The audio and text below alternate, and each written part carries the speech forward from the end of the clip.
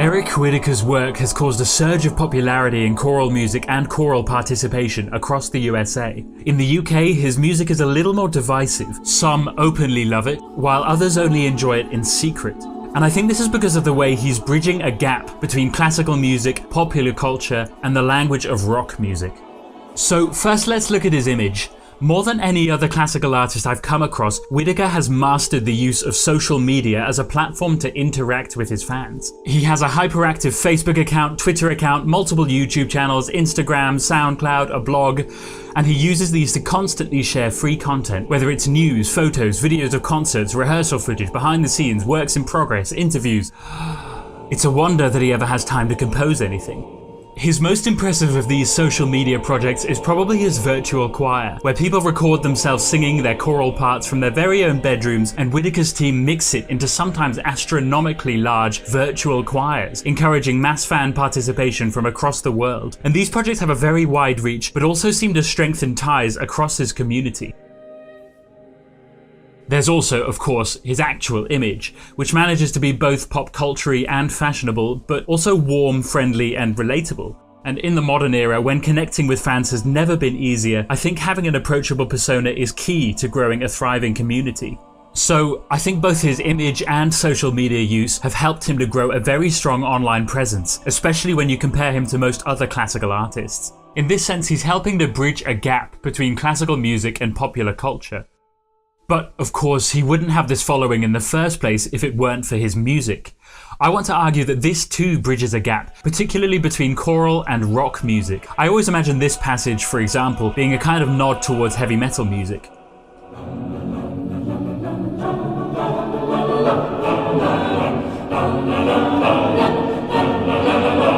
We'll look at how he uses rock-influenced progressions and added notes to create his own musical voice.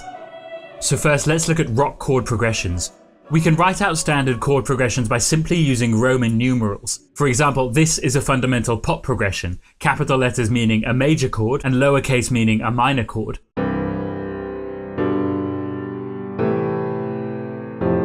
And you'll hear this progression in all kinds of pop songs, sometimes in a slightly different order.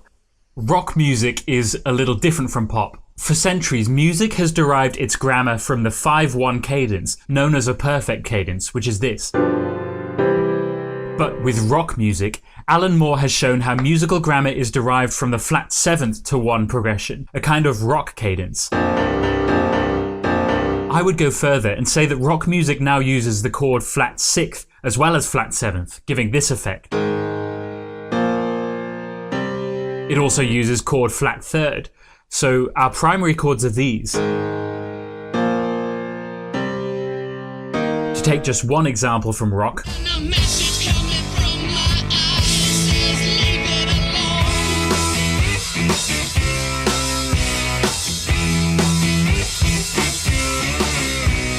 Whitacre is clearly influenced by this rock music grammar, and I'll show you some examples in a moment, but it's not just rock progressions. His music is probably most recognizable from his chord constructions. He produces these shimmering dissonances by adding notes to a familiar triad. Take this A minor, to which he might add the 4th, the 6th, the 7th, and when the voices are tuned and blended perfectly, it produces this magical glistening effect.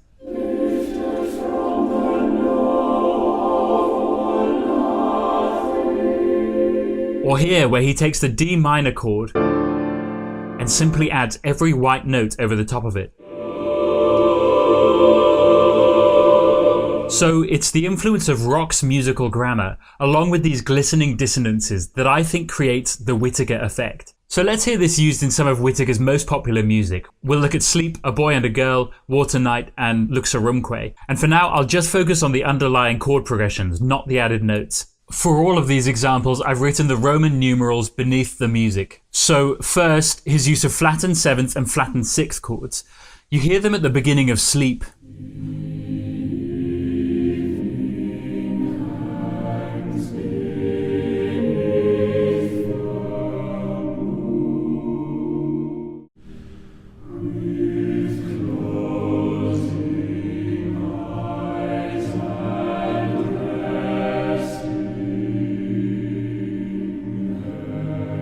And Sleep ends with a series of progressions from flat 6th to flat 7th to chord 1.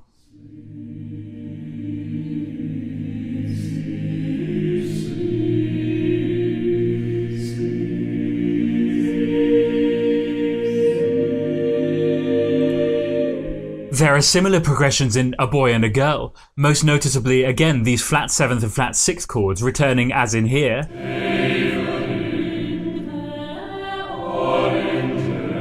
and here.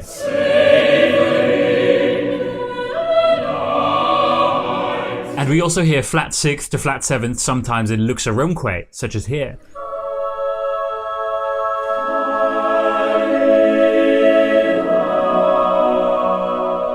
In War Tonight, we get more focus on flat 6th than the flat 7th.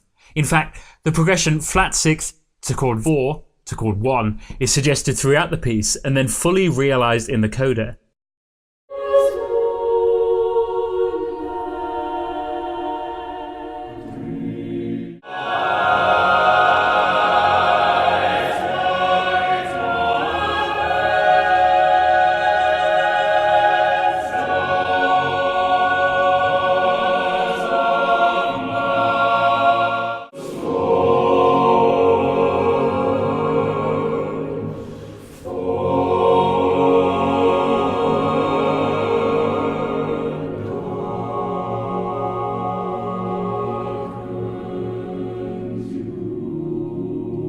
And finally, the end of the song.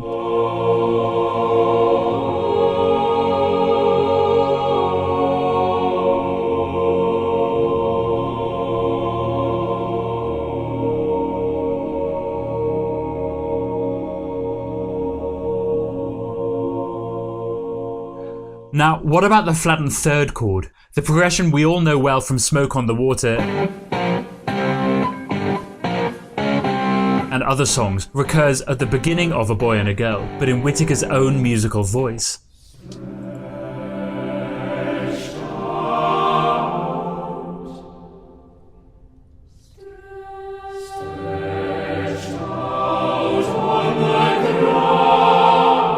He also sometimes uses the movement of parallel fifths in his music, which can give a rock feel to it, a little like power chord progressions on the guitar. Hear the effect it has here.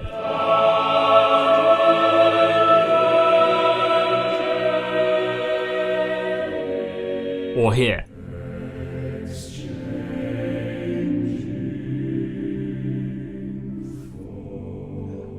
And finally, let's take note of his setting of the words "never kissing" at the end of A Boy and a Girl. Whitacre says of this moment, "I feel it's the most honest I've ever been. This is me." And yet, the underlying progression is that simple pop chord cycle we saw earlier, immediately accessible and appealing to a wider audience, yet overlaid with Whitacre's own vocal writing. He does elsewhere admit, I presume jokingly, that 1-5-6-4 is the sound of my soul.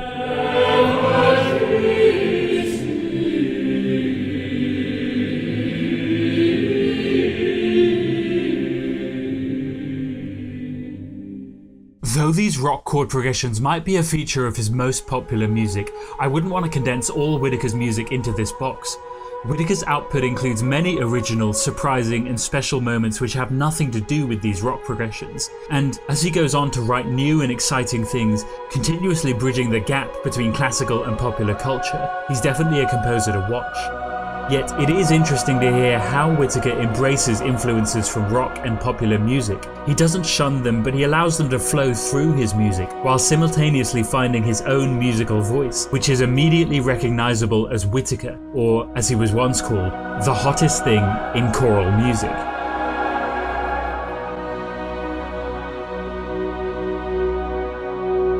I hope you enjoyed this video. I'm hoping to make more like it, focusing on all different kinds of art music. I don't want to limit myself to just one kind. So if you like this video and want to see more, then please do subscribe and let me know what you might like to see in future. Thanks for watching.